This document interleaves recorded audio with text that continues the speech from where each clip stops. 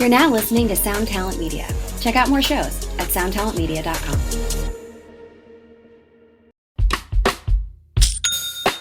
When you think about businesses that are selling through the roof, like Skims or Allbirds, sure, you think about a great product, a cool brand, and great marketing. But an often overlooked secret is actually the businesses behind the business, making selling and for shoppers buying simple. For millions of businesses, that business is Shopify. It's home of ShopPay, the #1 checkout in the world. You can use it to boost conversions up to 50%, meaning way less carts going abandoned and way more sales going through to checkout. Upgrade your business and get the same checkout Allbirds uses. Sign up for your $1 per month trial period at shopify.com/income, all lowercase. Go to shopify.com/income to upgrade your selling today. Shopify.com/income.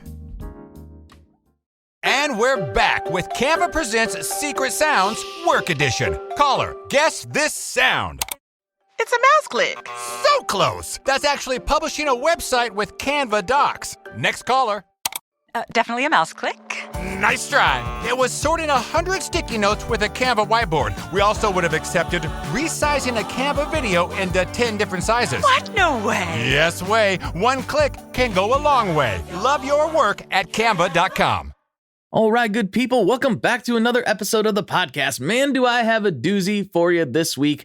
This week, I am talking to the Rev. Yes, I'm talking to Reverend Peyton. If you know slide guitar, then you've probably seen this man's work. It is extremely unique, extremely impressive, and he is just a monster of a guitar player, a beast of a lifter, and just an all-around great dude. I think you're going to love this episode. He's got some wild stories. You definitely want to stick around for the end of this episode because he tells a tale that I don't know if has ever been told from his perspective. It was quite the spectacle on Warped Tour one year. You're definitely going to want to stick around for that story. We get into all kinds of stuff. We really dissect a lot of his roots, how he got to where he is now, and his thoughts around gear and music. This is such a good episode. Quite frankly, it's one of the best episodes that has come out in a little while, and I've had some real doozies recently. The Patreon is awesome. Him and I get into our mutual shared love of hoisting the heavy circles, and the Rev has a bit of a warning for those of us who are into such things. And if you'd like to get access to that chat and help support the show and get access to ad-free episodes as well as the bonus content, $5 a month over on Patreon will get you that. And it's delivered right to your ears every week. This one is a very good one. You're going to like it a lot. But you're going to like the main episode a lot too. So why don't I stop blabbering so we can get into it? Let's go.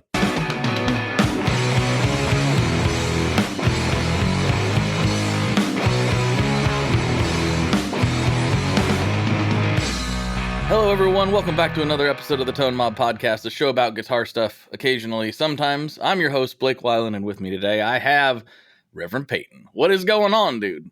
Oh, man, everything's going on. This is exciting. Album release week. Oh, man, it's a big week. It's a big week. Yeah. As people hear this, it was last week, so go listen to it. But yes. Perfect.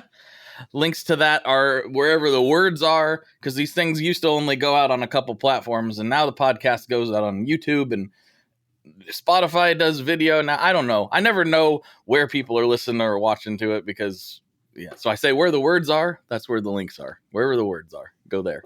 Perfect. That's perfect. There's so many different things you gotta like follow now, right? Mm-hmm. I mean, it's nonstop. It's there's every time we update anything, we have to update like 10 different social media platforms, and you never know who's seeing what or how it's really going out there. And you're at the mercy of an algorithm half the time. It's a strange world we live in now. That is one good thing about podcasts is, for now, I'm sure this is going to change, but in the podcast apps, if you're subscribed, they pretty much all show up. You know, they show up, and whether you click on it or not is up to you. But it does at least say, here I am. I'm here for you. Yeah, that's perfect. Yeah. As long as folks are subscribing, that's what they got to do. That's right. So if you hear this, you got to subscribe. That's right. Well, on whatever platform you're on, just hit that button. It'll put my melodious voice in your ears every week. Maybe that's a bad thing. Maybe that wasn't a good thing.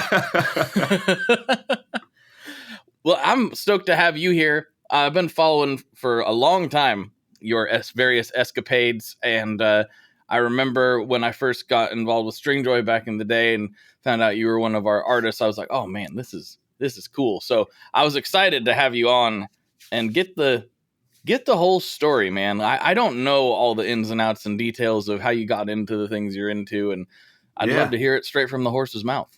Well, perfect. Well, I love it, man. I love talking guitars. I love, it's my whole life, Mm-hmm. And I love Stringjoy too. Let's shout out Stringjoy. I mean, that's a pretty cool company. You can go right to their factory and watch them make those strings right here in the US. I mean, that's pretty cool. And they can custom, like, that's one of the things I love is they can custom set a box up for you.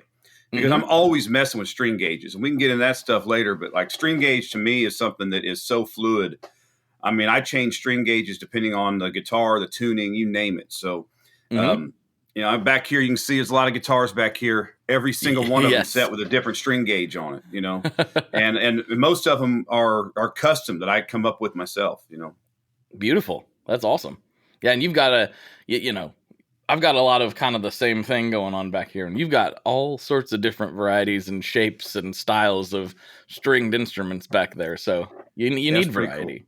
Yeah, absolutely. It's funny. I've been gravitating toward, some of the same few guitars lately. It's with all these around, but the older you get, you kind of filter it down. But I love it, man. I mean, everything you can see behind me, I've got all kinds of like homemade cigar boxes, and I've got a Simba Saz from Turkey that's, you might be able to see just a little bit right there to the far left. Oh yeah. I've got all kinds of stuff, and then everything that all the pawn shop stuff that I'm more known for, and then all kinds of great Gibson and Fender and you name it. So I just love guitars, man. I'm real lucky. We used to live in a little tiny cabin for a long time, and I couldn't have really any space to set up any kind of rehearsal space like this. So for my whole life, we never really had a rehearsal space. Never had a place to make demos. Nothing. Everything was always just in my head. That was it. So this is since we moved here, which was in 2021, this was the first place we ever have had where I actually have a rehearsal space. It's set up to record. I can keep all these things out and just be constantly messing with it. It's really been great. That makes a big difference for your, we all have ideas swimming around in our heads all the time, but the ability to just grab an instrument and even phone demo it or whatever, and just get it down and actually, or maybe you have an idea and you try it and you're like, oh, that doesn't really work actually on this. Yeah. But you just process things so much faster. Oh, absolutely. And coming up with the demos, like, people probably wonder, what we're doing here all the time. And, for me, my process is usually more about writing and just kind of expanding my bag of tricks is how I'd say it. Yeah. So that I can use that to, to sort of create, because for me, it's always just about like the next record, right? That's it. So having the ability to woodshed demos before we actually get in the studio. And actually this new record was made here at the house. I made it in the living room. I made it. It was so, we're set up. We can do stuff like that. I mean, who knows, maybe in the future I'll feel comfortable enough to make all kinds of records here. We'll see. But, this one was stripped down. It's very acoustic. So it lended itself to being able to do this, Well, let's take a few steps back, because as you said, you're obsessed with guitars to an extreme degree, as most people that listen to this show are. But when did that fascination start? When did you first pick up the instrument and be like, oh, this is my whole life. This is what it is? Well, my dad, who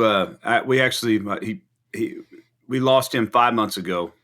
I'm sorry. So it's still fresh, but no, thanks. It's been brutal, but it was my dad, and I'll tell you how.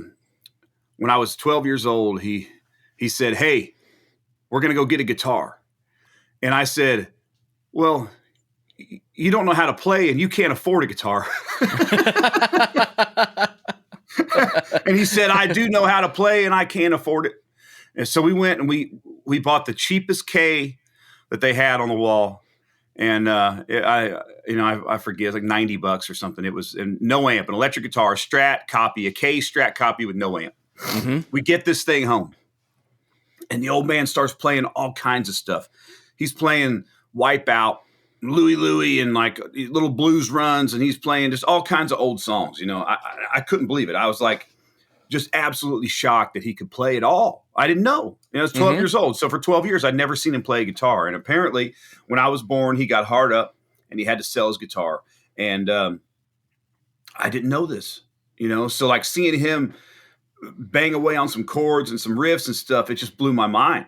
So then I literally haven't put it down since. And I always tell people this because I think it's the best way to describe how my life felt before the guitar and after. I love to go fishing. When you catch a fish, you pull it up out of the water, and maybe it's sitting on the ground while you're taking the hook out, and it's flopping all around. It looks real stupid. Its mouth's moving, and it just looks ridiculous, right? And then you put it back in the water, and it's like magic. You can't believe how this thing can move in the water and how it can swim. It's beautiful. It's like a miracle, right? And that's how I felt when I was first handed a guitar. I felt like I've been put back in water. Yeah. And it's been like that ever since, with no sign of slowing down. Thankfully, I hope to always be this insane and passionate about it. Now, I had a guitar tech who was complaining to someone else about how I'm always messing with them, always tweaking things, And he's like, you can't ever leave anything alone. And it's like, well, it's not what I'm doing. I'm not just messing with it to mess with it. It's about just trying to squeeze out just that much, just little itty bitty incremental amounts of tone, right? And for me, if I can get 1% more, like if doing something, if I can get this and it's 1% better, then that's worth it to me. And 1% is huge in terms of guitar tone, as far as I'm concerned. So I think not everybody can hear the difference. I think there's that, and it's not the one thing that you do, though. It's not the one thing that you did that was 1%. It's the 20 things that you did that were 1% that make it 20% better. That's right. That's right. That's right. Absolutely. And and also too, like sometimes that changes. Like I get on a kick. And I'm like, and I like X for a while. Y was sounding good, but now X sounds good. And and I think that sometimes that's just about, as an artist chasing those avenues out. And the older I get, the more I allow myself to do it. There was a certain time when I was younger where I went, this is what is done, so this is what I'm going to do. And, I missed out on a lot. And, one was pedals. Like when I was real young, I thought pedals were a crutch. I thought everyone that used a bunch of pedals was a joke. And I was always thumbing my nose at pedals. And now I'm like, that's stupid. Pedals are cool. I mean, of course, like anything, you can go too far with it. But, what's great about pedals is that you can stomp on something and it's a whole new setup now on stage, instead of having to drag a whole different amp setup. When I was younger, I just believed in having the second amp. It's like, if I want this sound, then I want the second amp up there. You know what I mean? It's like, we're going to have whatever it takes to have the real deal, whatever. And sometimes that hamstrings you, because sometimes you can find a completely different sound within a pedal that can open you up to new ideas and new avenues because even a new guitar is going to take you to new places. I always say there's new songs in every new guitar you get, and it's the same with pedals. It's the same with amps. Every time you get something new, there's new songs in it.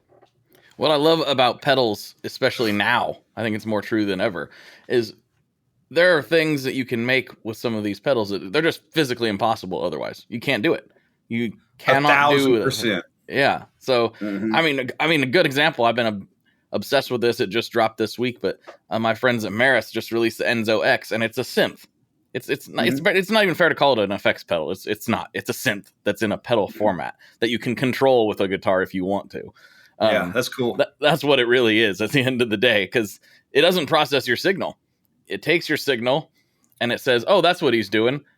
That means he wants me to do this," and then it outputs something completely different. So, like, you couldn't do that otherwise. So no. Yeah. And there's a ton of cool companies making pedals now too. There's all kinds of boutique stuff. There's like a renaissance in boutique gear, boutique amps, boutique guitars, boutique pedals, and the big companies are making better stuff than they've made in a long time. Oh yeah. I mean, they really are. I mean, the stuff that Gibson is turning out of the custom shop, the stuff that Fender is turning out of the custom shop is really great.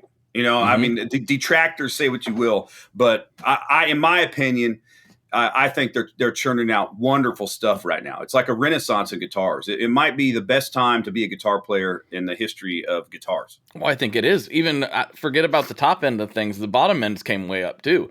That 90s K you were talking about, or whatever year that was. Yeah. That thing was probably not super great, but you get a Squier now, pretty decent guitar. I always say that. It's like the guitars I had to start out on were horrendous. Yes. And for almost the same price. Like it was like a $90 guitar in 92 or whatever, right? And no, 90, it would have been 94 or 93. And so you get a $90 guitar back then. You go right now to Guitar Center and spend $110 on a Squier, and you've got a pretty nice guitar, especially if you play a few of them, make sure that you found one that's nice, go get it set up, get some nice strings on it. Boom. You're so far ahead of the game now. It's unbelievable. It's unbelievable. It's like we're living in crazy times, man. Well, and people ask me, because I'm the guitar guy in the family, right? So anytime anybody's starting to come play guitar, they're like, well, what should I get? They want to play electric guitar. And I'm like, well, really, they need to kind of decide what style of music are they most into, because I've been asked this, should they get an acoustic guitar? I've been told they should start on an acoustic. I'm like, they should start on whatever is going to make the music that they want to make. Because I was kind of forced to start on an acoustic, and I now love the acoustic guitar. But back then I was like, I just want to play metal. I don't want to play, I don't want to do this. I want to play metal. That's what was exciting to me, or punk or whatever. And, had I not been so bullheaded and determined to eventually get there one day, I might not have stuck with it. And I don't think putting barriers is good. So I'm always just like, play whatever they gravitate towards guitar wise, go with that. And then get a boss katana. 100%. Yeah. That's 1,000%. And when I was a kid, when I was 13, I started giving guitar lessons, and I gave guitar lessons all through high school. Nice. And that was one of the things that I always told people. I'm like, bring in the music that you want to play. And, back then there wasn't tabs for everything. So I had to figure it all out by ear. So I would always just have them bring in whatever CDs they liked. And then I would just figure it out and teach them how to play it. Like, that's what I always did, because and so you're so right. It's like, get the guitar the kid likes, find out what music they like, try to find something that's going to match it. Because if they're going to play the stuff they like, they're way more likely to stick with it. And also too, when I was a kid, this is what happened to me.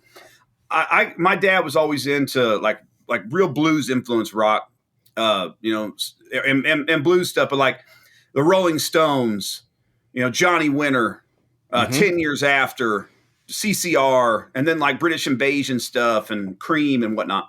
So that was what I was, sort of fed when I was a kid, was a lot of that stuff, which I love and still do. But I would listen to that and go, okay, you look at the liner notes and go, okay, so this song was by Willie Dixon. This one was by Muddy Waters. Like, who are those guys? And I'd go back and listen to them. And then I would be like, well, who influenced them? Because I think they're awesome. I want to know who influenced them. And I would go back and back and back until you get to guys like Charlie Patton and Bukka White and Son House and those early country blues guys that really, paved the way for everybody else. And that's kind of how I gravitated towards. So just because a kid starts off playing one thing doesn't mean they're going to end up playing that. You teach someone how to play the guitar, and then if they're into it, it is an infinite, unwinnable game where you just try to learn everything you can. And it's just nonstop. And you think, how can there be so many songs in this instrument? But it's really the guitar, in my opinion. And of course, I'm a damn guitar player, so of course it's going to come from me to say this.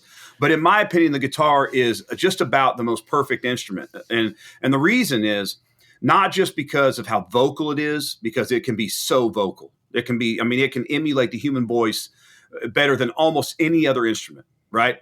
But what I love about the guitar, and really any stringed instrument, is you take that string and you cut it in half, and there's your octave every time. And then the intervals, once you find those intervals, they're always the same, right? It's just spread out a little bit depending on the string length. So you find your scale, and now you know everything. And with slide, which is really, slide is kind of my number one. Fingerstyle slide guitar is really my bread and butter. So with slide, the frets are really just kind of a visual guidepost. But if you want to be good at slide, you kind of have to move way beyond the frets. Because if you're going to be fast, one, you have to kind of just know where the slide's going to go. You can't be really thinking about it. And then also, most of your best like real vocalization, most of your best real emotion and feeling is actually between the frets and in places that are beyond the chromatic scale. So I think that nothing illustrates that better than a string. And the guitar is with its 6 strings and its makeup of frets, it really allows you to reach a lot of different octaves, a lot of different positions, chord shapes, everything. I mean, there's barely an instrument that can do this. You can't play chords like this on a horn. You can chord on a piano, but you can't bend the notes. You can't be as vocal on a piano as you can on a guitar. No way. Mm-hmm. I mean, the guitar has so many advantages, and you can pick it up and carry it out with you. I mean, and even if you need an amp, you put the amp in your other hand. You know what I mean? It's just, it's not as mobile as a harmonica, maybe, but it sure has a lot more potential. I think that's one of the reasons the guitar is stuck around. We're now reaching, I don't know, maybe we're looking at 100 years of the guitar dominating American music, which has dominated music in the world. And people are still doing stuff on the guitar every day that has never been done before. Mm-hmm. Mm-hmm. That's a good point. That's something that I point out often, is because there's always this weird narrative in the guitar world for some reason. It's like, is guitar dying? Is the guitar gonna die? Is the guitar on its way out? And I'm like, it's the electric and acoustic guitar as we think of them is so entrenched in Western music at this point, and therefore all over the world. Like, are you gonna remove one of the most identifiable pieces of musical culture and just throw it out forever? Is that going to happen? No, that's never going to happen at this point. It's just not. It's kind of crazy that it's a question. Well, and if people care, right? If you care about the guitar, if you care about this stuff, if you think it matters, then people need to support it and stop saying stupid things like, no one makes any good music anymore. Because that's ridiculous. There might be more. It might be the music being made right now might be the best music that's been made in the last 50, 60 years. I mean, it's like, we live in a time where it's interesting. We have 100 years of American music that has dominated. So we have that whole history. So we have all of that to sort of mine influence from. So in a way, it does sometimes feel probably like it's a little bit harder to craft something new than it was in 1957 when it all was new, right? Right. You go back to 57 and it's like no one had heard of Johnny Cash. Now Johnny Cash shows up on the radio. Elvis shows up. No one's heard of Howlin' Wolf. Howlin' Wolf shows up. No one's heard of Chuck Berry. Chuck Berry shows up. Little Richard shows up. All these people just like that year is kind of incredible to me. 55, 56, 57, where all like everything that we know that really started to really shape the culture and become pop culture in terms of rock and roll and blues, like boom, it just happened in 57. It's kind of amazing. 55 to 67. So we have that retrospect. So yeah, you can't go and maybe it's a little harder to craft something new because a lot's been done, but it's infinite. So there's still tons of songs yet to be found. There's tons of melodies yet to be found.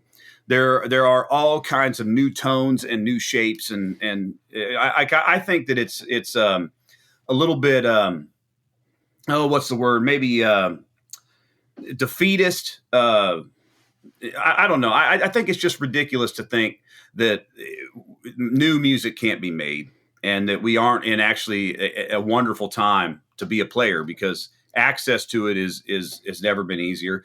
And even though having all of this history makes it a little bit more difficult maybe to find something that hasn't been done before, we do get to live in a time where we have all this history to influence everything that we're doing and to mine ideas from. Well, and who's to say that it has to be a completely novel and new thing to be cool or interesting?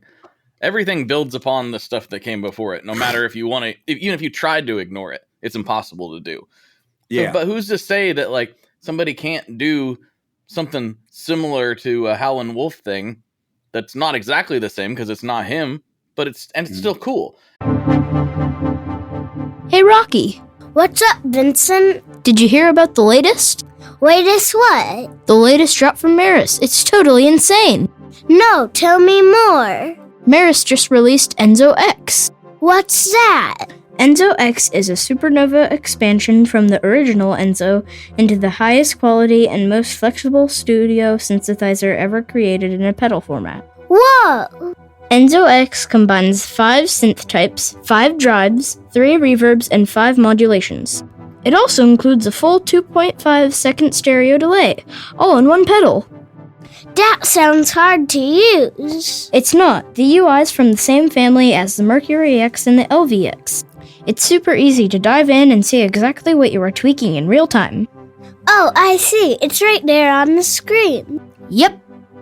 Is it this for guitars, though? Nope. You can plug almost anything into the Enzo X, including your MIDI controller. That sounds incredible. Where do I get it? You can pick up Enzo X online at maris.us or at any of their fine retailers across the globe. Did you just say across the globe? They know what I meant. Wait, are we getting paid for this? I'm still waiting on that cash money from last time. He better at least give us pizza for dinner. I'm not giving him his Enzo X back until he does. For more information, make sure you check out maris.us, and apparently I have to go order a pizza.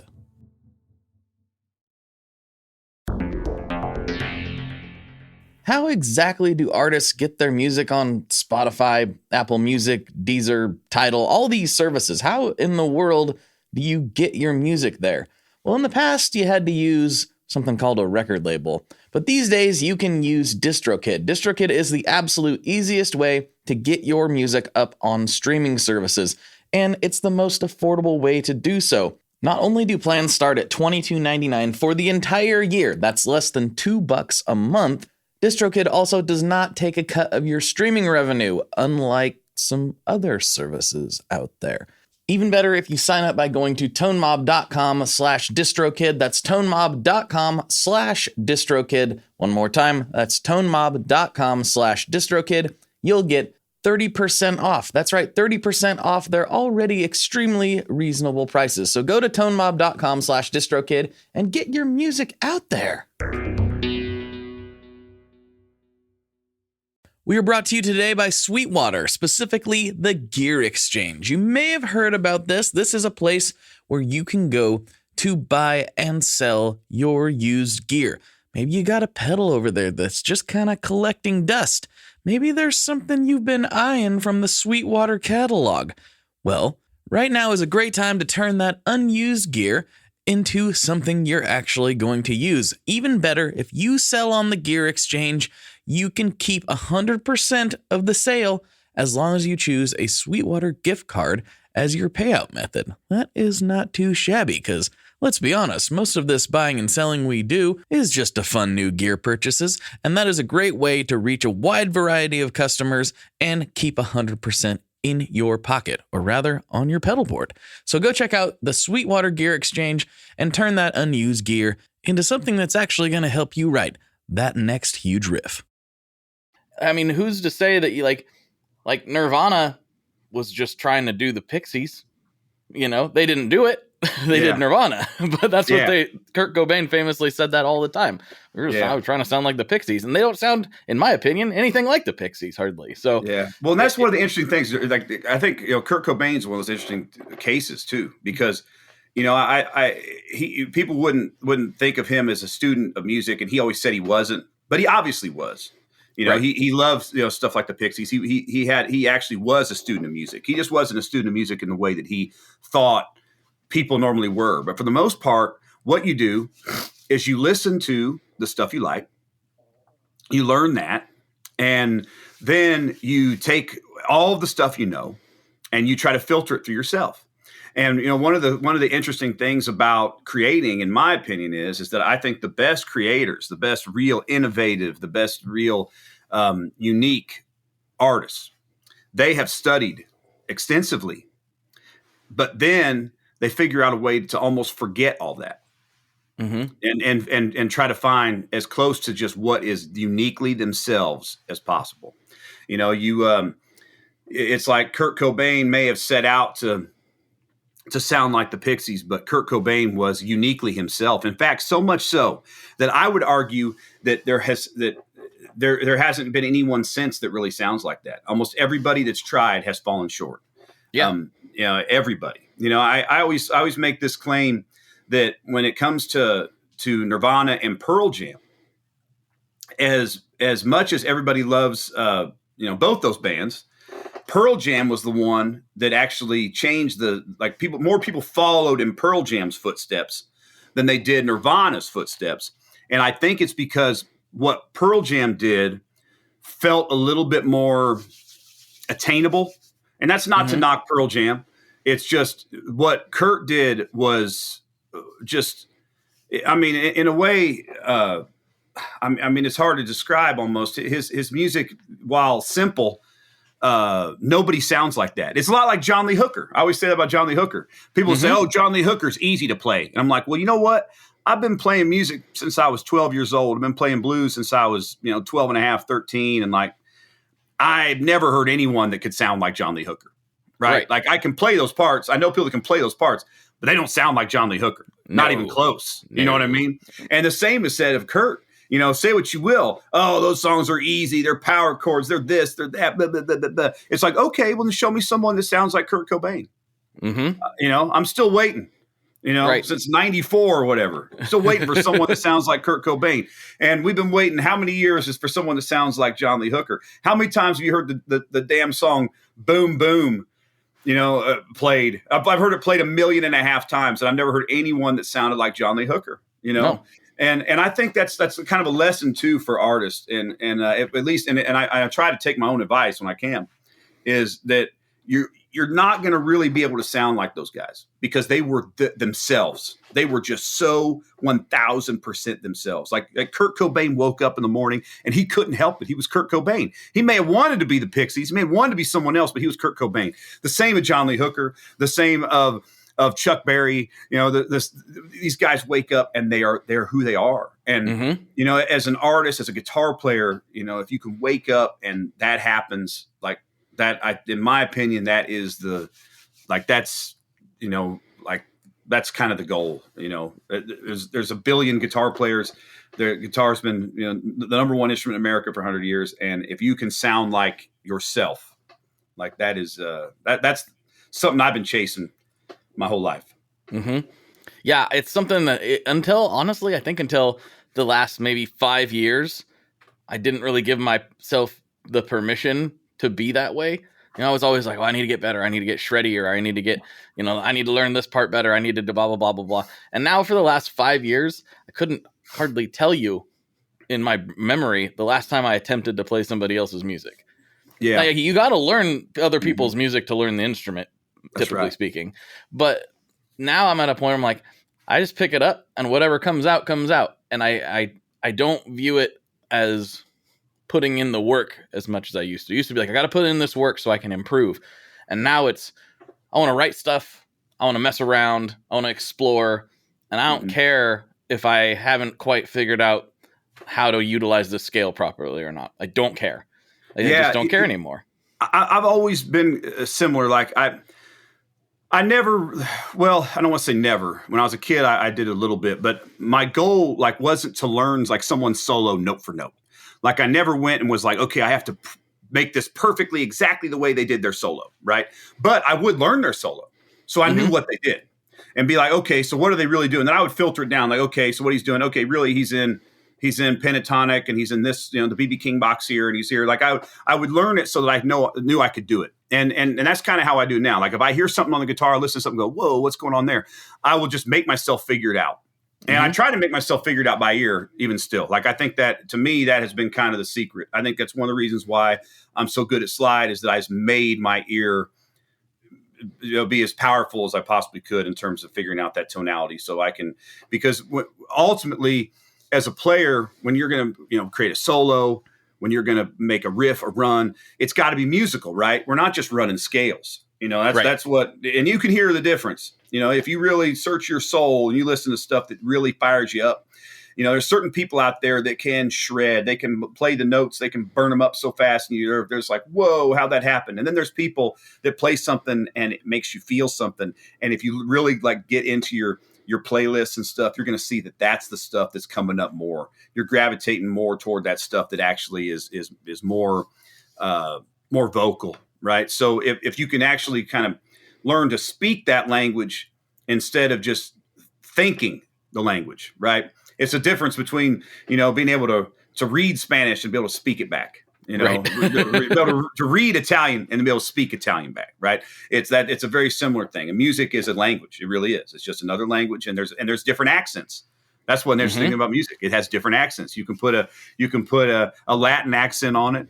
You can put an African accent on it. You can put an Irish accent on it, right? And some of that is, comes down to the scales, or some of it comes down to microtonal stuff. That's one of the things about blues that I've been talking about lately, where I think a lot of people get it wrong. And one of the things that they do is they think that it's a chromatic pentatonic scale when it is not. And if you want it to sound more real, if you want to be able to speak that language, then it is microtonals, as what most people would say, but it's actually just kind of a different scale. It's more West African. The thirds flatted, the sevenths are flatted, and those are flatted to a real space. So like if you're in E and you're bending that third fret up, you don't bend it up to nowhere. You bend it up to a note. Yeah, you bend it up to a note, and that's the language. When especially if you go back to earlier stuff, you listen to Fred McDowell, Son House, Charlie Patton, and even like someone like B.B. King, if you really listen to where he's bending up those thirds and bending the sevenths and stuff, it's to a real place. It's not just to infinity. It's not just bending that note up. It's to a note, because in outside the European scale, the chromatic European scale, other places might cut up the same intervals into 23 notes instead of 12. So you can actually fret those. Like my symbasaz right there. It's like my thumb is right there. My symbasaz, that is cut up a very different way. Now it has almost all of the chromatic notes on it, but it has more because it's microtonal stuff to be able to get in and speak those accents. That it's a Turkish instrument, and it's funny because it also flats the thirds and the sevenths in a very similar way to where blues does, just with a different accent. It flats it a different way, and it gives you a few others that maybe aren't normally in your quote blues scale, and. I think that's something that oftentimes is missed. Vocally, we might do it, right? You might sing a song and vocally you're going to go do those same inflections. But the guitar is a vocal instrument. So if you're going to speak with a string, then you have to kind of think beyond the frets, whether you're playing with a slide or not. Yeah. Yeah, it's interesting that you bring up some of that stuff, because just by accident the other night I was working on a demo for somebody, and I found the leads I was playing, which I don't even play a lot of leads. I'm more of like kind of a riff guy, but I was putting some leads on this part, and I was like, what is this? What am I doing here? And I'm like, oh, this almost kind of got like some Middle East type vibes to it, which was totally by accident. And then I'm thinking, where's that coming from? I don't really listen to any of that music. Where is this? Then I'm like working backwards, and I'm like, oh, this is not exactly Middle East. This is more like kind of an Eastern European thing. That's because you were listening to System of a Down a lot last week. Like, that's where that's coming. Yeah. It's just seeped in there by complete. I had to really think about, because this is not a world I live in really musically. So like, where are these lead line ideas coming from? Oh, that's where. Okay. It all comes full circle. So like accidentally using your influences sometimes it'll take you to weird places. fun It will, places. and sometimes like for me, I have to be careful. I'll come up with something really cool and be like, wait a minute, that's too cool. What is that? That's something else. I don't know if I made that up. Right? I'm like obsessed with making sure that I'm not just ripping off melodies from something else. Like that it's something new. It's something I'm kind of obsessed with, and partly because I've had so many of mine stolen. Right. And then you wonder too, is like, did they hear my stuff and totally yoink it, or it was one of those like, hey, great minds think alike moments, and then it just happened. You never really know for sure, but it's there's a couple that are probably questionable, but there's a couple I know they just straight up. Okay, that's okay. Hey. It's what happens. It's tough, man. Here's a funny story too. I was at we played a show the other day. It was not that long ago. It was on this last tour, and this fella come up after the show and come up and talk to me, and he said, "Man, your version of Pour Until Payday is my favorite." And I said, "Well, I wrote that song." And he's like, "You did?" And I'm like, "Yes, I wrote it. It's my song." And I thought, man, there's people out there doing my songs, which is cool. But I'm not like if someone does a Johnny Cash song, everyone knows it's Johnny Cash, right? Mm-hmm. They go, "Oh, that's a Johnny Cash song." But if you do a Reverend Peyton song, some people might know, but I'm not like exactly a household name. So I'm always like, man, if someone does one of my songs, that's awesome. Please do put it on a record, But man, let people know. Let people know it was me. That's how I've discovered some artists, is by the artist being like, hey, here's a song by this band. It's one of my favorite songs, and it's from insert band here. And then they play it. I'm like, wow, that was a really cool song. I'm going to look up that band later. So it does help. 1,000%. It does help. It does help. And, there's I hesitate to tell this story, but who cares? I'll tell it. Let's go. I was invited to be on a John Mellencamp record. And, it was really cool. It's been some years ago. And since then, I've gotten to know Kenny Wayne Shepherd well, but years ago, before I knew Kenny Wayne, I heard that him and John Mellencamp and Jim Irsay, the owner of the Colts, were at at a Super Bowl somewhere talking about me and saying nice things, and it was really cool. And Kenny Wayne said that's how he found out about me, was actually from John, which is really cool. But I ended up on one of John's records. It was a couple of records ago, and it's all covers. It's called Other People's Stuff, and the song is just me on the guitar and John singing. Mm-hmm. It's pretty cool. It's really stripped down, and I was always really proud of it because it was like, I'm a Southern Indiana guy, so around here, John Mellencamp is the biggest thing in Southern Indiana still to this day. You know what I mean? Oh yeah. He's Elvis Presley there, basically. And like we always joke, because as we travel around the world, we played in 38 countries, and everywhere we go in the far reaches of the planet, it's John Mellencamp shows up on the loudspeakers, on the radio. Yep. So it's like he's everywhere. The guy's got more hits than most people realize, even. But so we recorded this song, and it was just me and him. We did it live in the studio with 2 RCA microphones hanging over our head, 2 RCAs from the 30s. It was really cool. Cool. And but like I didn't get my name on the back of the record, really. You know what I mean? Like it didn't say featuring Reverend Peyton. It didn't say anything like that. So it was kind of a situation where I didn't really, like, no one was going to know that it was me, right? And to this day, but people that it came out before, like I didn't know when it was coming out. Like I did it, and it took like a few years for it to come out, as records often do. And we were actually on the legendary Rhythm and Blues cruise. It was one of the years Buddy Guy was on it, and my phone started blowing up. Like we went into port, and I turned my phone on, and my phone started blowing up. And it was all these people that were like, "Hey, is that you playing guitar with John Mellencamp? It sounds like you." And that was a really cool moment. That's cool. People were like, "Oh," like they could tell it was me, And I thought that was kind of neat. And it was people from all over the country, because it was the lead single off that record. Cool. Yeah, it was cool. But I've been talking about it more lately because, like I say, my name went on the back of the record, so I wanted people to know it was me. But it was, and I was proud of it. It's kind of my arrangement of it. It was the old spiritual song "Eyes on the Prize," and you know, I heard I kind of like before I went in there, we did a few songs or a couple. And that was one like that I've been told in advance. He kind of wants to do Eyes on the Prize, wants to see what you do with it. So I come up with a really dark, stark country blues version of it, kind of like Blind Willie Johnson was what I was thinking in my mind.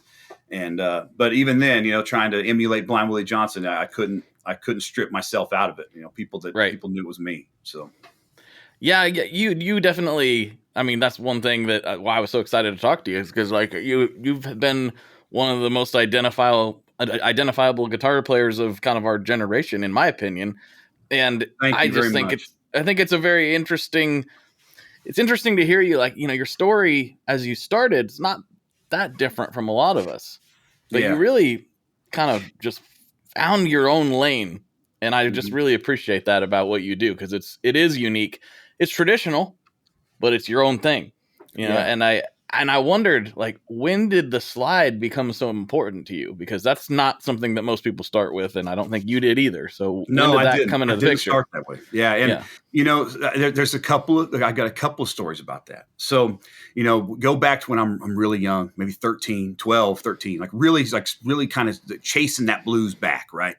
Yeah. And I got this CD called Bottles, Knives, and Steel, and that it's you know, a compilation CD. I'm not sure when it was released. We could probably get on the internet and figure it out, you know. And that CD, that compilation, I think that was it. That was like it, because the Bottles, Knives, and Steel is all about slides, you know, bottlenecks, knives, steel was what people played slide with back in the 20s and 30s. And that just, I heard all that. I just thought, oh my God, this is the coolest stuff I've ever heard in my life, right?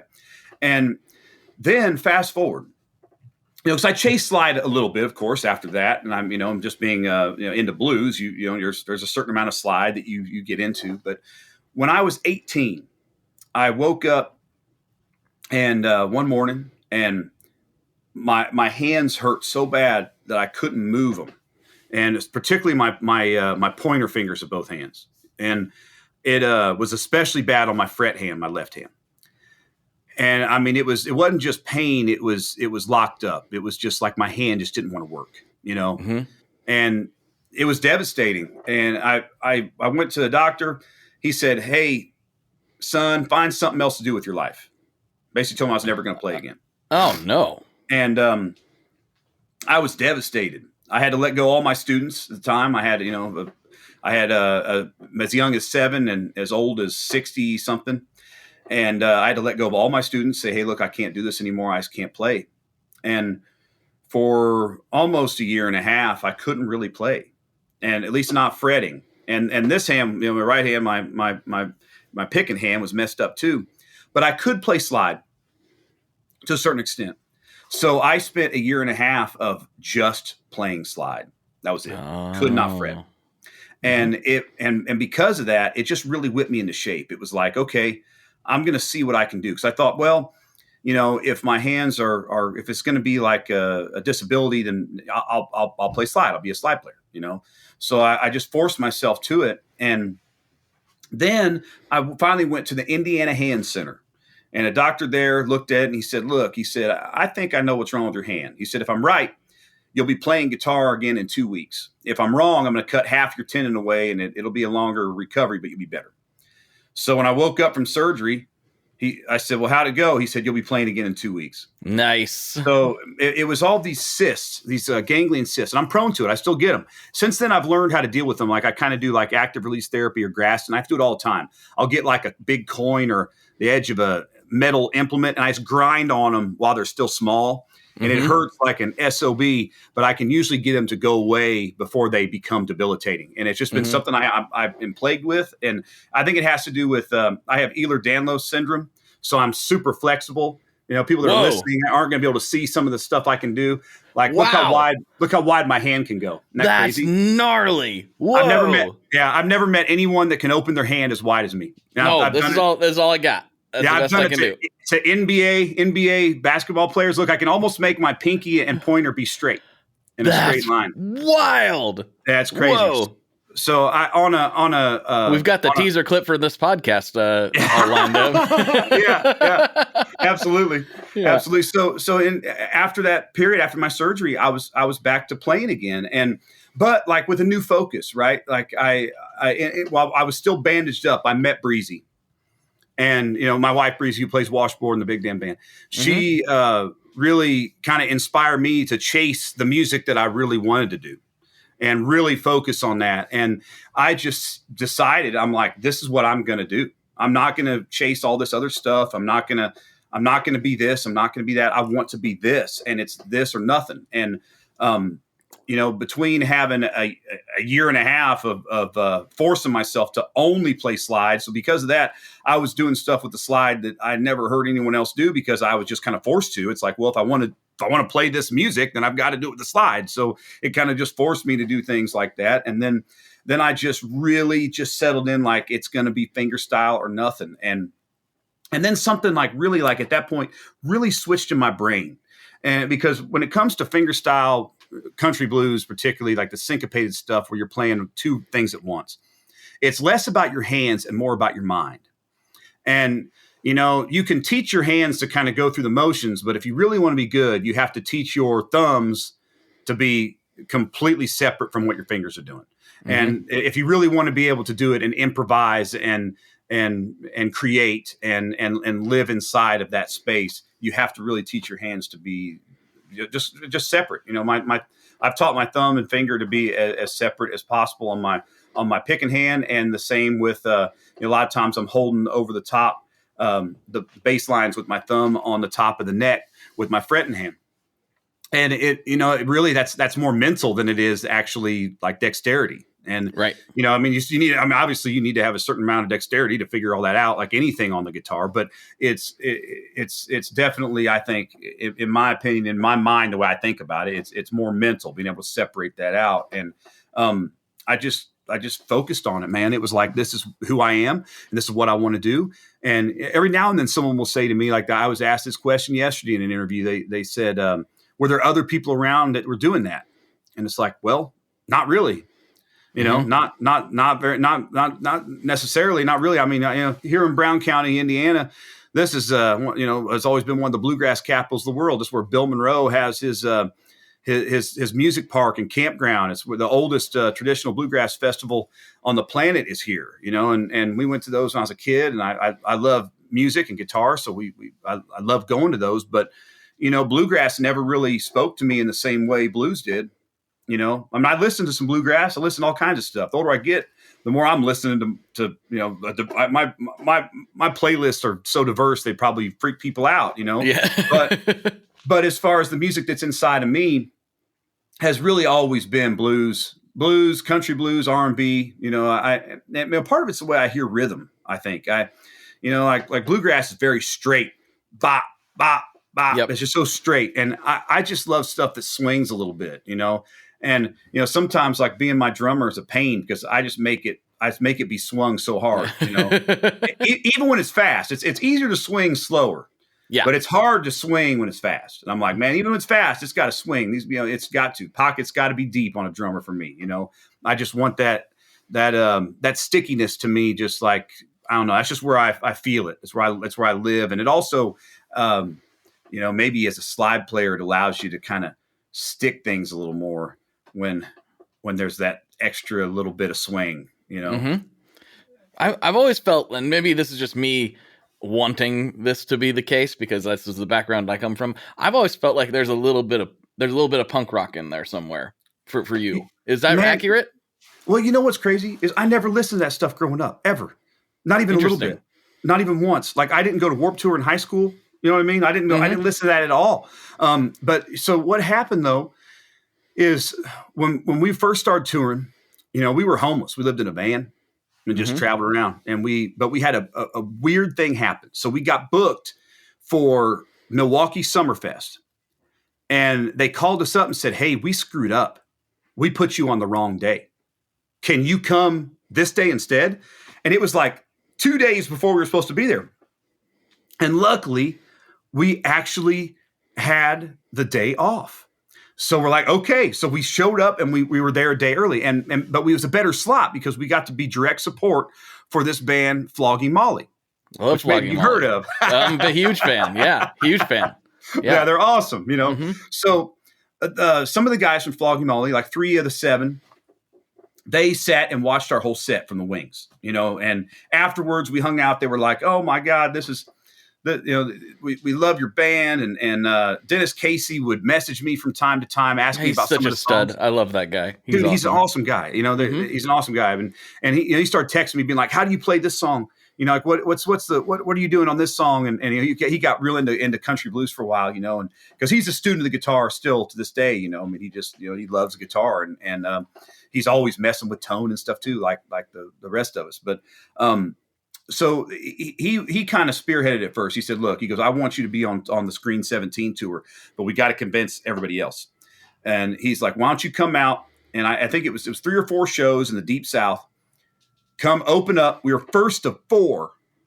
I was like, we're playing like as people are coming in the door, But it went so well, we ended up landing their entire Green 17 as direct support one year, and that actually changed my life. It was like a. What year was that? That was 2008, which is crazy. Okay, I caught that tour. That's why this isn't. That's why this is in my brain. I caught that tour. Okay, yeah. This all makes sense now. I was I as you're saying this, I'm like, I am almost 100% sure that the times I've seen you was with Flogging Molly, and then you said that, like, yes, that 100%. I remember. So we went out there and we had no idea what this was going to be like. My brother was way more like he had seen Flogging Molly at Warped Tour. I think my little brother was the drummer at the time. He's since retired from the road. He hated being on the road, but I went and I didn't know. You know what I mean? Like I have always just immersed myself in country blues. So we went out on this tour and it was like, oh my God. I remember the first night. We're the first night of this tour. We're in Austin, Texas. And so like there was a band that would play, then us, then Flogging Molly every day.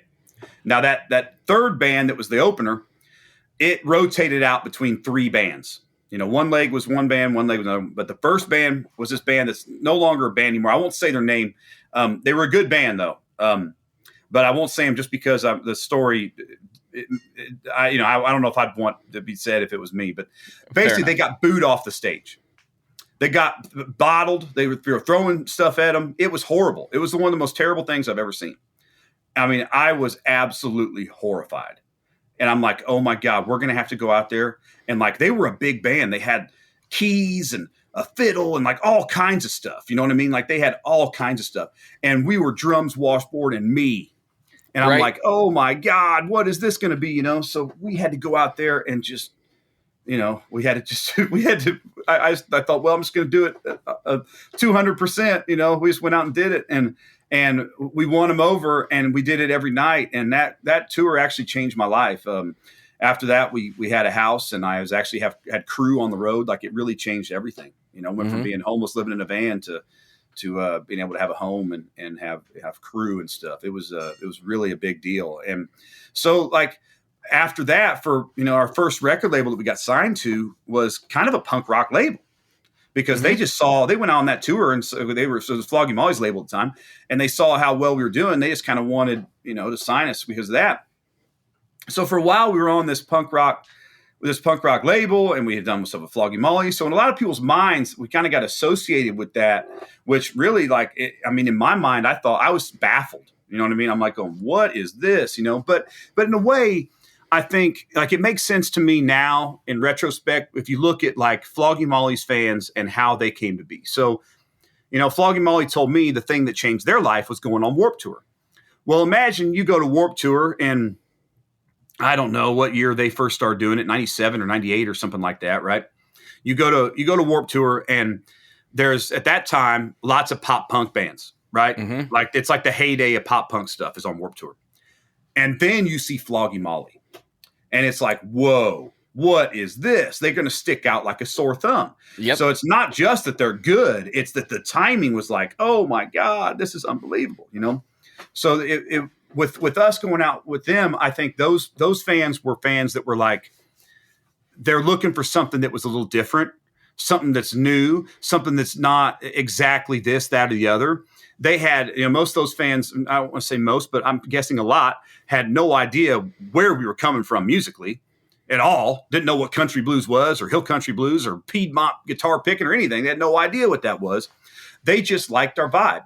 And, they liked that coming from the same way they when they saw Flogging Molly at Warped Tour, and it fired them up. And I think that was the similar thing that happened with us. It just kind of, we were just right place at the right time with them.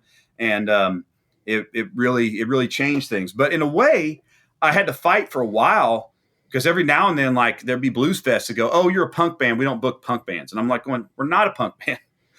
We've never been a punk band. I couldn't. Now I know more. I've been given an education in punk rock, but like at the time, I couldn't have named 5 punk rock bands, outside of like whatever the pop punk thing was, and the Ramones. You know what I mean? Like I couldn't do it, and it was always funny to me that we, for a minute, like it was kind of like, it was like that double-edged sword. Like it made us in a certain extent. It gave us a career, but it also, in a way, we had to fight it for a while in certain communities, because they were like, "Oh no, you're a punk band. You're on a punk label." And it's like, well, we're not. I never was that. And it's funny too, because now there's like a lot of these punk bands that like went on to have like this roots music like career. Like it happens if you're in a punk or a metal band long enough. Eventually, you start doing dark country stuff. Point. Yeah, and I always wondered. I'm like, man, because that was never my thing. Like I started off playing country blues. Like it never was like, I never ever was in a punk band. Like my band in high school was a blues band.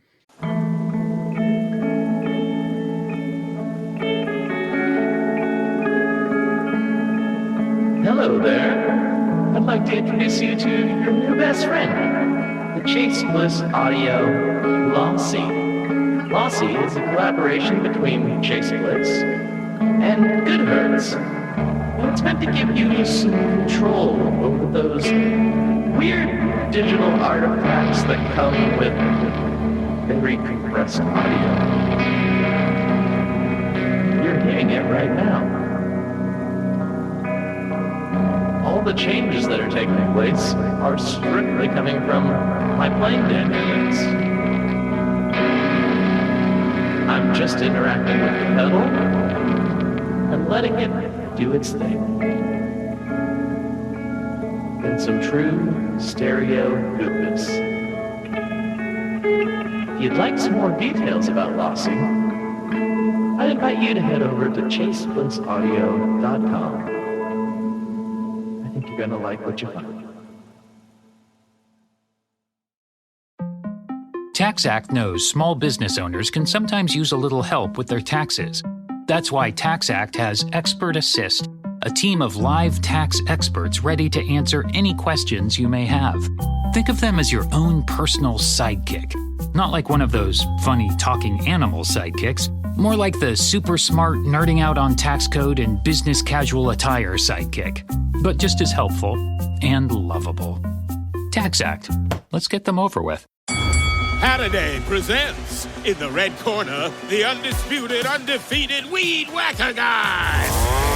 Champion of hurling grass and pollen everywhere. And in the blue corner, the challenger, extra strength Halliday. Eye drops that work all day to prevent the release of histamines that cause itchy allergy eyes. And the winner by knockout is Halliday.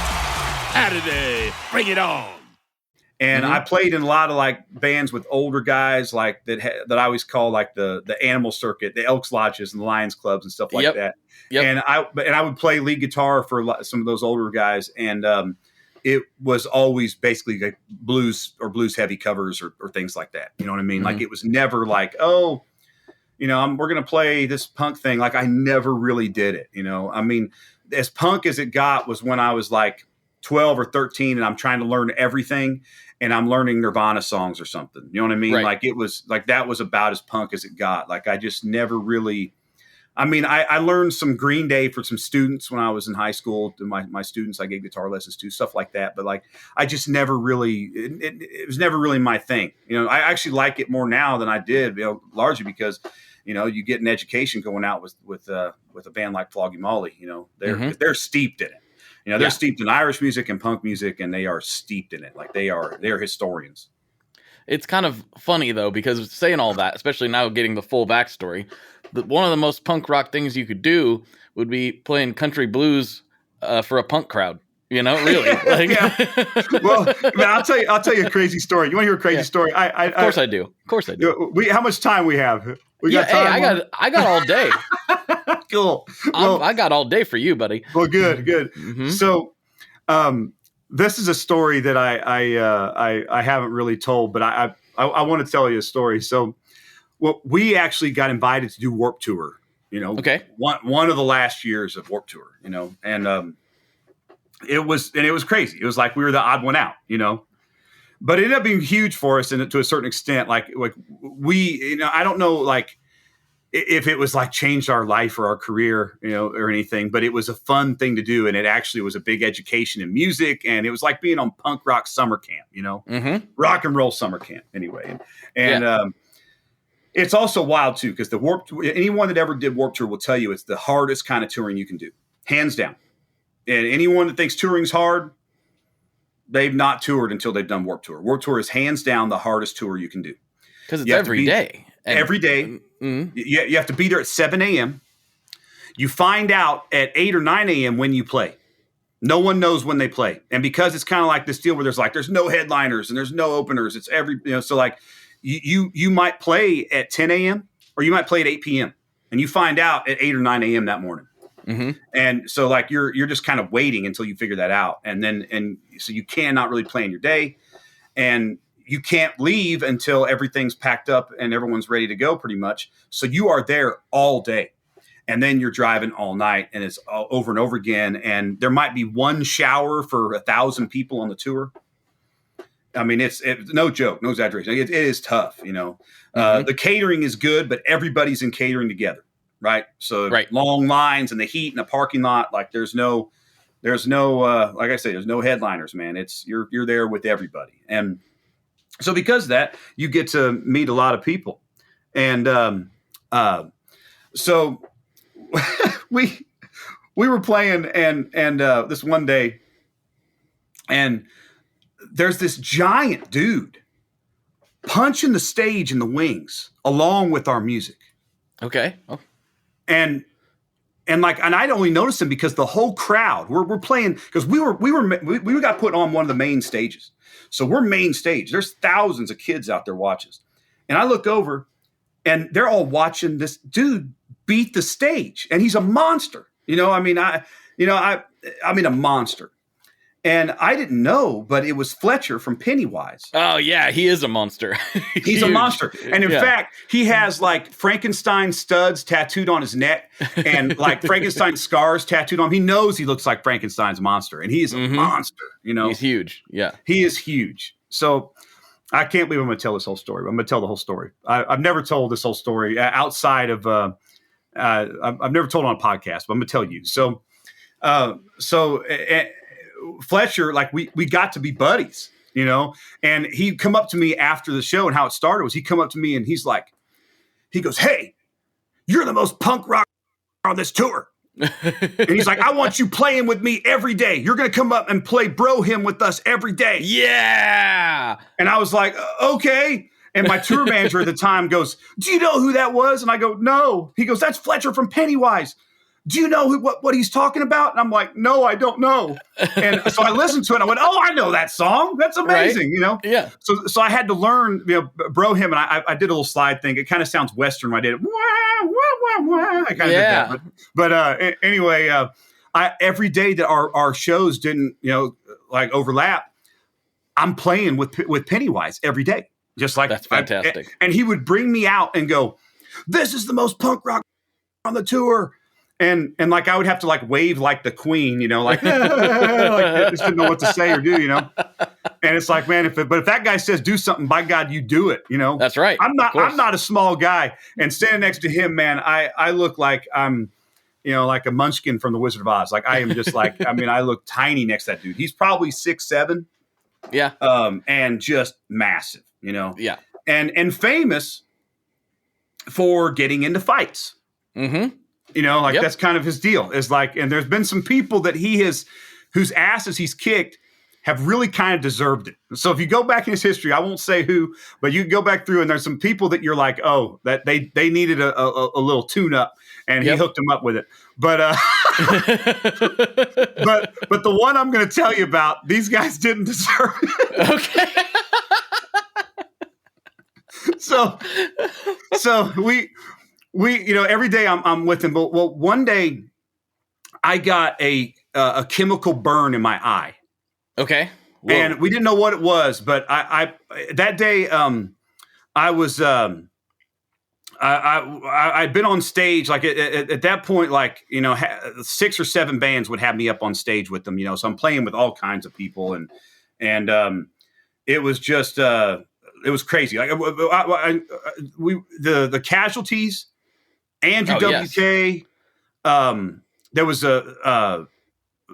they had let's see, the Oompa Loompas, because Willy Wonka Candy was like a sponsor on the tour. So like literally just Oompa Loompas on stage. You can find this video on YouTube somewhere, probably, I think, because it was up there.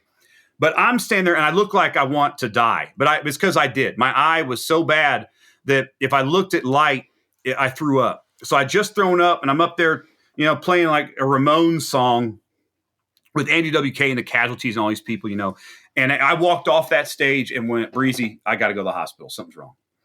So we go to the hospital. We're up in Canada.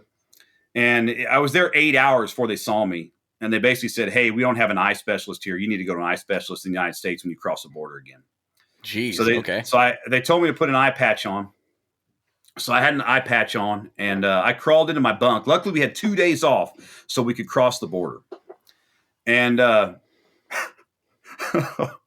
I crawled into my bunk on the bus, dude, and I was there in the dark for 2 days. When I had to cross the border, they put a blanket over me.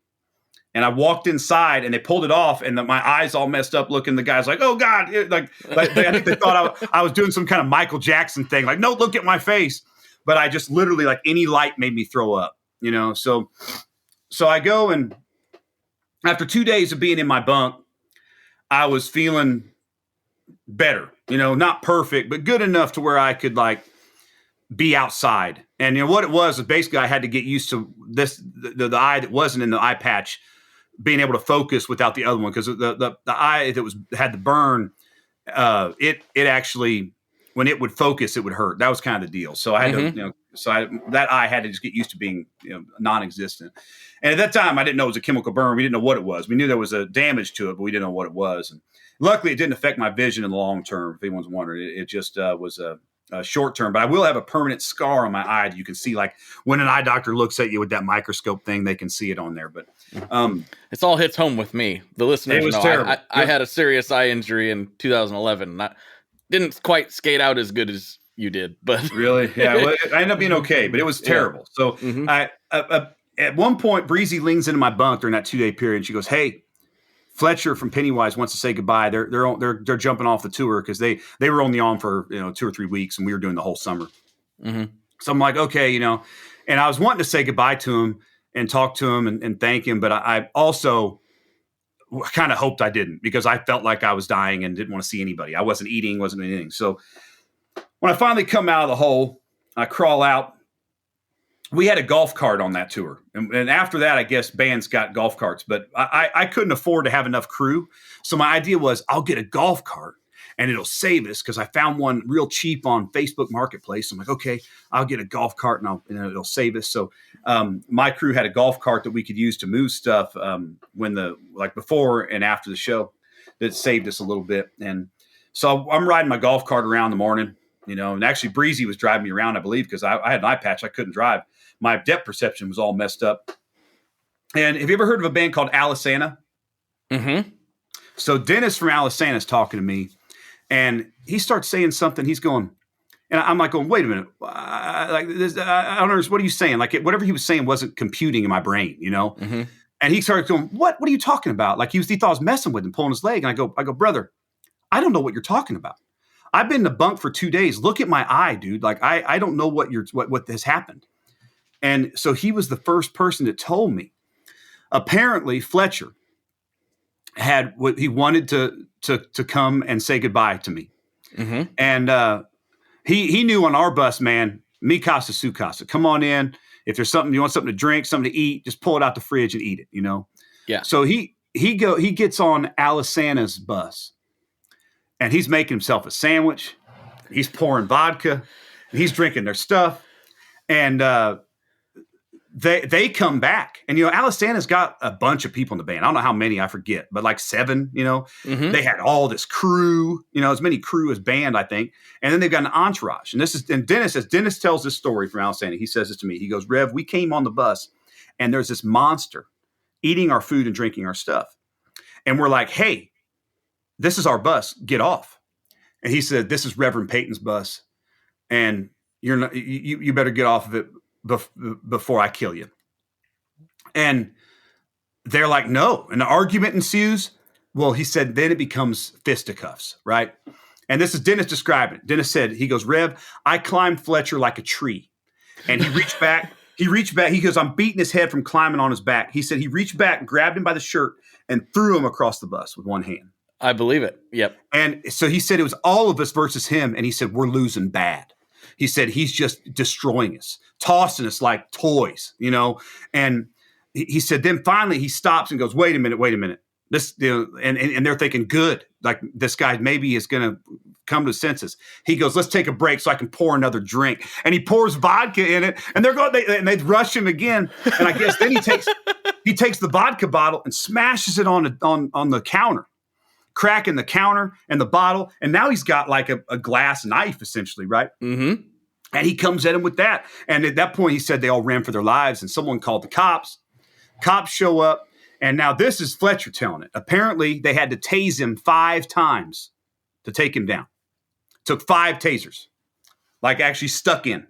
Mm-hmm. And he said it's because he used to be an electrician and is used to electricity. But I know it's because the dude is a monster, you know? Yeah. He's just so big. He's 6'7" and 375 pounds. Easy. Yeah. You know, he's just a monster, you know? Mm-hmm. So they take him to jail. Attempted murder was the charge.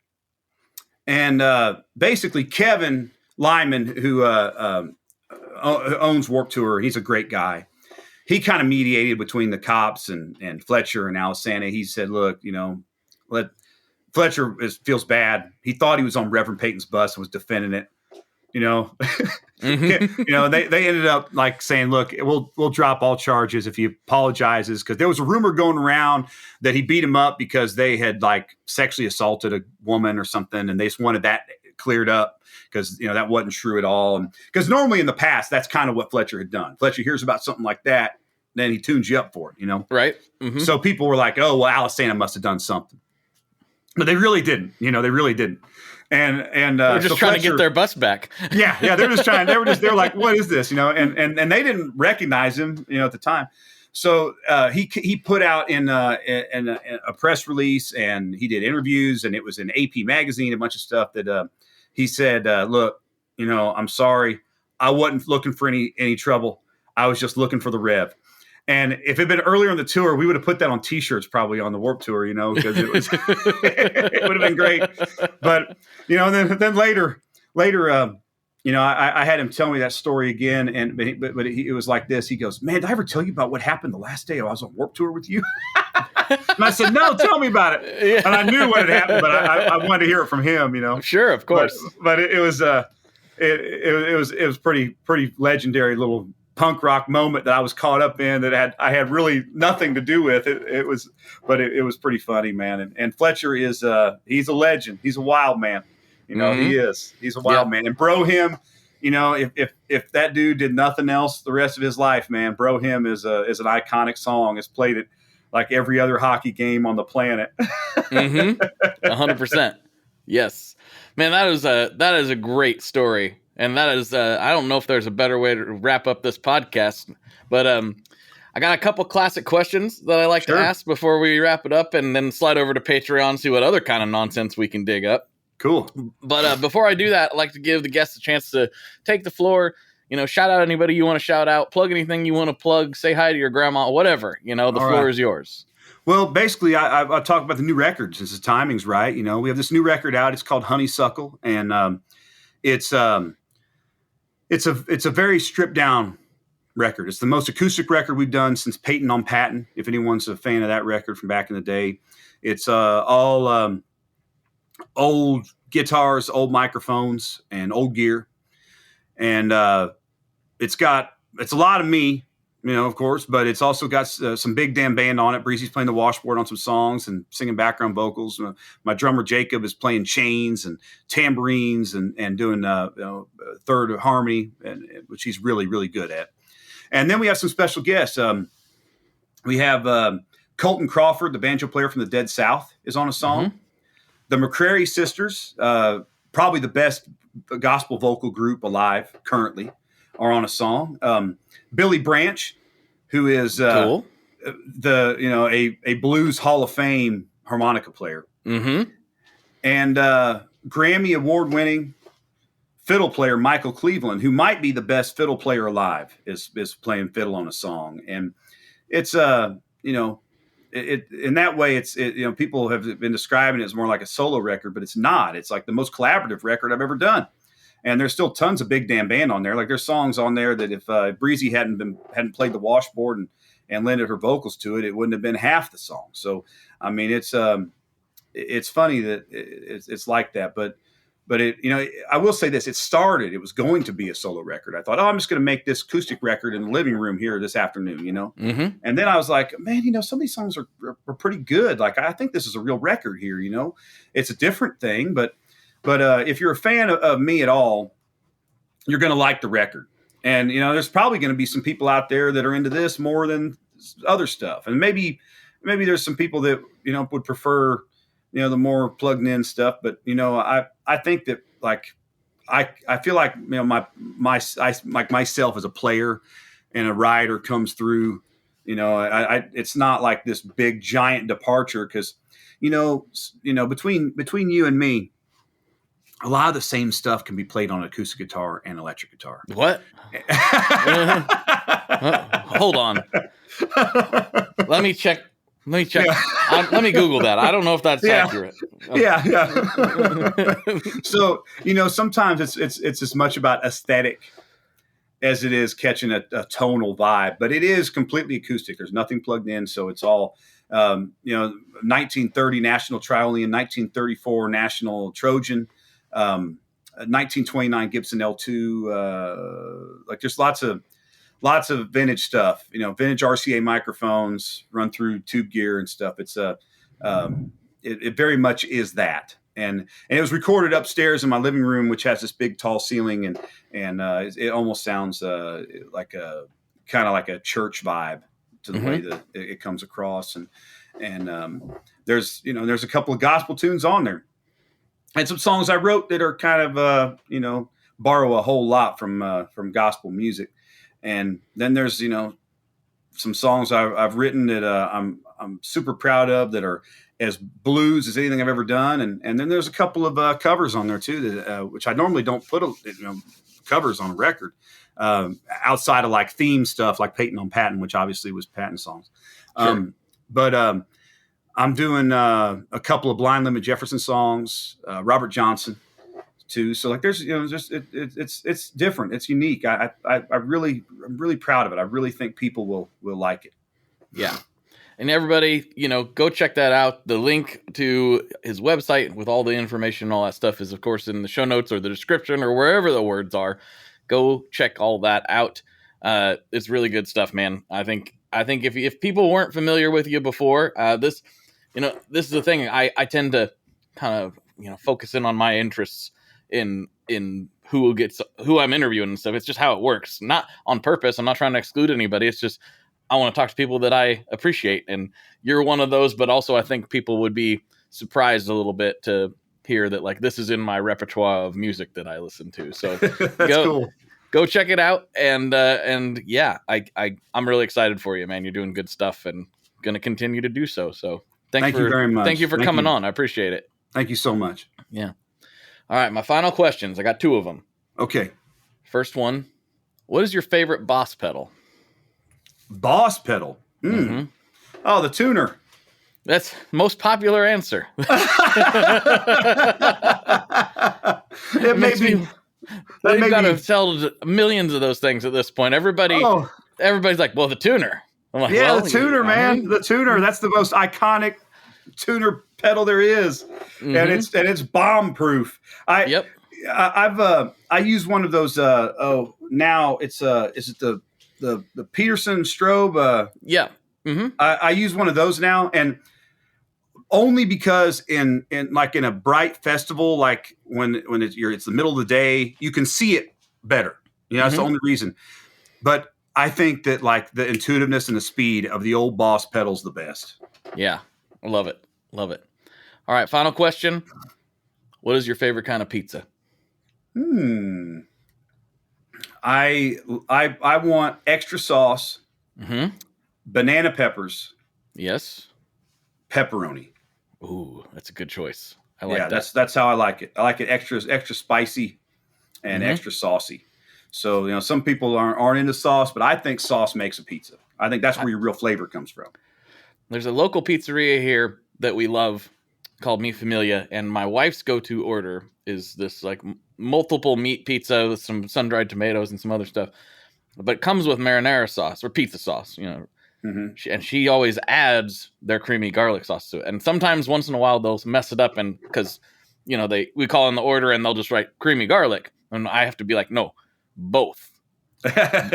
She wants both sauces, and it is a good combo. I'm here to tell you. My wife Breezy, she doesn't like red sauce that much, so she usually gets just pesto, or she might get a creamy sauce. She doesn't. She's not into red sauce, so I'm always like, more for me. Put the extra. Put what you're going to put on hers on mine. I love it. I like it sloppy with red sauce. Yeah.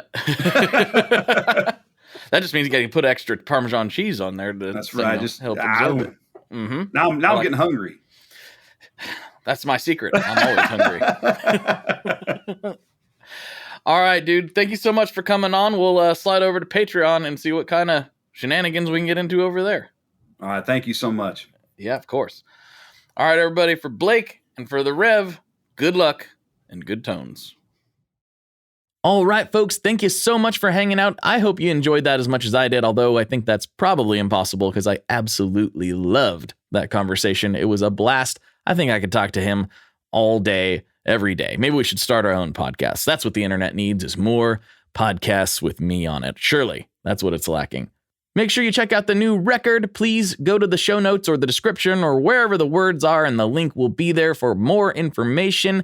Thank you all so much for taking the time. There was a lot of things you could be doing with your ears at this moment, and you decided to hang out with me, and that means a lot. And if you could, I know everybody asks for this kind of stuff, but sharing the show, hitting a thumbs up, leaving a review, all that stuff really, really does matter, and it really does move the needle way more than you would think. It's a big deal, and it's huge for us creators. It lets us know that we're doing a good job, but more importantly, it helps other people find the show, and that's really what keeps this thing going, and it's what's kept it going for a decade now. So thank you all so much. I will talk to you on the internet with more content. I got a bunch of stuff coming up. I'm doing 3 podcasts this week that you are going to love.